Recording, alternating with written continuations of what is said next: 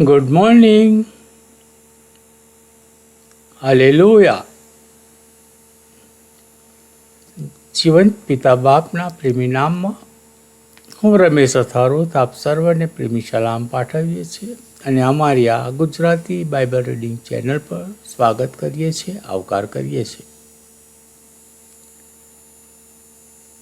અમારા કાર્યને વધુને વધુ ઉત્તેજન આપવા માટે તમારા સબસ્ક્રાઈબ, તમારી લાઈક એ ઘણી આવશ્યક છે. ત્યારે પ્લીઝ સબસ્ક્રાઈબ કરો અને સાથે સાથે લાઈક પણ કરો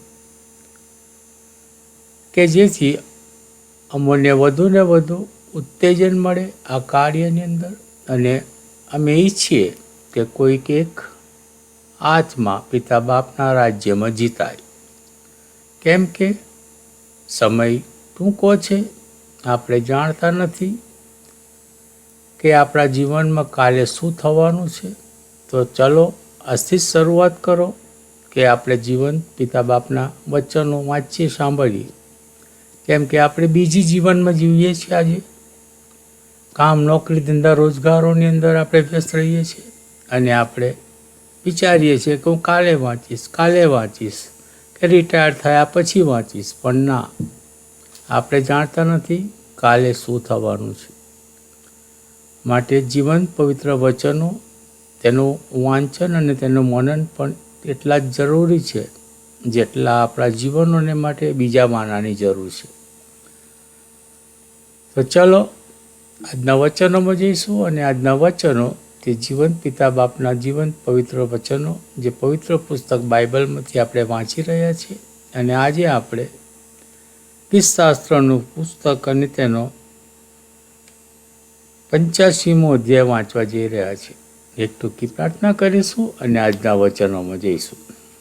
પ્રાર્થના કરીશું. હે સ્વર્ગમાં બિરાજનાર અમારા ઈશ્વર પિતા, અમે તમારો આભાર માનીએ છીએ બાપ કે તમે અત્યારે એમને તમારા પવિત્ર જીવન વચનો વાંચવાનો સમય આપ્યો. એના માટે અમે તમારો પુષ્કળ આભાર માનીએ છીએ. તમારા વચન પર પુષ્કળ આશીષ અને કૃપા આપજો. આ મારી ટૂંકી પ્રાર્થના તમારા વહાલા દીકરાના નામથી માંગીએ છીએ. સાંભળોને સ્વીકાર કરજો બાપ. આમીન. આમીન. ગીતશાસ્ત્રનું પુસ્તક અને તેનો 85મો અધ્યાય. રાષ્ટ્રના કલ્યાણ માટે પ્રાર્થના. હે યહોવા, તમે તમારા દેશ પર પ્રસન્ન થયા છો. તમે યાકૂબનું દાસ્તવ પાછું વાળ્યું છે. તમે તમારા લોકોનો અન્યાય માફ કર્યો છે. તમે તેઓના સર્વ પાપ ઢાંકી દીધા છે. તમે તમારો સર્વ રોષ દૂર કર્યો છે. તમે તમારા ક્રોધાવેશથી પાછા ફર્યા છો. હે અમારા તારણના ઈશ્વર, અમને ફેરવો. અમારા પરથી તમારો કોપ દૂર કરો. શું તમે અમારા પર સદા કોપાયમાન રહેશો? શું તમે પેઢી દર પેઢી તમારો કોપ લંબાવશો? શું તમે અમને ફરીથી સજીવન નહીં કરો કે તમારામાં તમારા લોકો હર્ષ પામે? હે યહોવા, તમારી કૃપાનો અમને અનુભવ કરાવો અને તમારું તારણ અમને આપો. યહોવા ઈશ્વર જે બોલે તે હું સાંભળીશ, કેમ કે તે પોતાના લોકો તથા પોતાના ભક્તોની સાથે શાંતિની વાત કરશે. પણ તેઓ મૂર્ખાઈ તરફ પાછા ફરી ન જાય. નિશ્ચય તેમનું તારણ તેમના ભક્તોની પાસે છે, જેથી અમારા દેશમાં ગૌરવ રહે. કૃપા તથા સત્યતા એકબીજાની સાથે મળેલી છે. ન્યાયપણાએ તથા શાંતિએ એકબીજાને ચુંબન કર્યું છે. સત્યતા પૃથ્વીમાંથી નીકળી આવે છે અને ન્યાયપણાએ આકાશમાંથી નજર કરી છે. વળી યહોવા કલ્યાણ બક્ષશે અને આપણો દેશ સારી ઉપજ આપશે. ન્યાયપણું તેમની આગળ ચાલશે અને તેમના પગલાંને આપણે માટે માર્ગરૂપ કરશે. પ્રભુ તેના જીવન વચ્ચે પુષ્કળ આશીષ અને કૃપા. પ્રાર્થના કરીએ.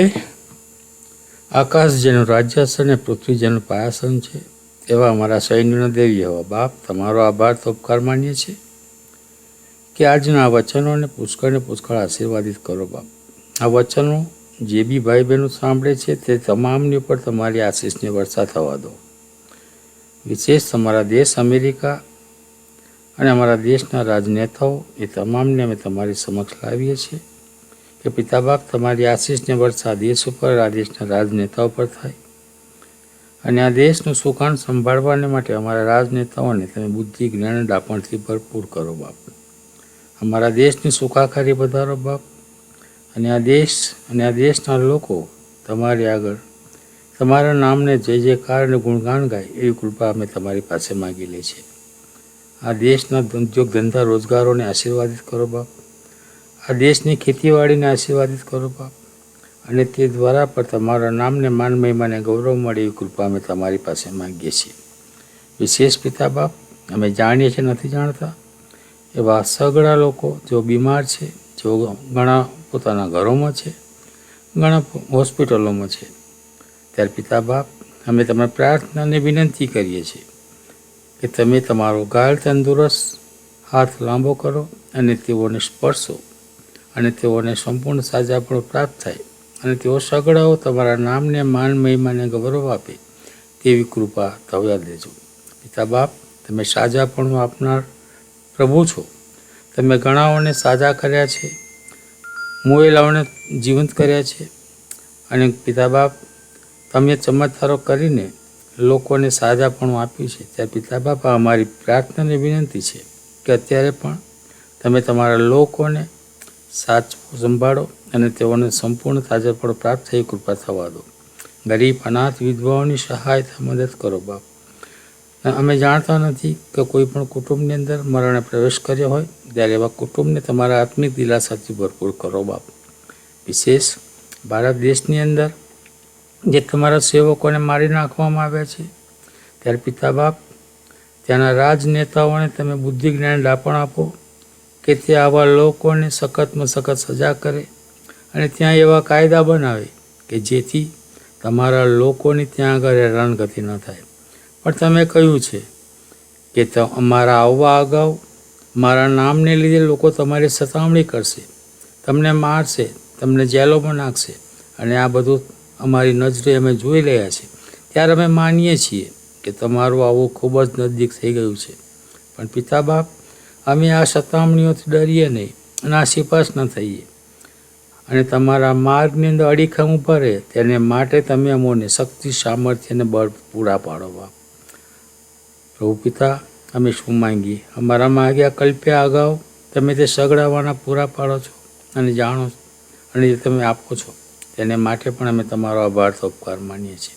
અમારાથી જાણે અજાણે થયેલા પાપોની ક્ષમા માંગતા પિતા બાપ અમે અમારી આ સગડી અરજો ગરજો વિનંતીઓ તમારા પુત્ર અને અમારા મધ્યસ્થ ઈસુ મસીહ જે કાલવારના પહાડ પર વિંધાયા, ક્રૂસે જડાયા, ડટાયા અને ત્રીજે દિવસે પુનરુત્થાન પામ્યા અને હાલમાં તમારી સાથે તમારા બિરાજમાન, તમારા જમણા તે બિરાજમાન છે તેવા ઈસુ ખ્રિસ્તના નામમાં તમારી સમક્ષ લાવીએ છીએ.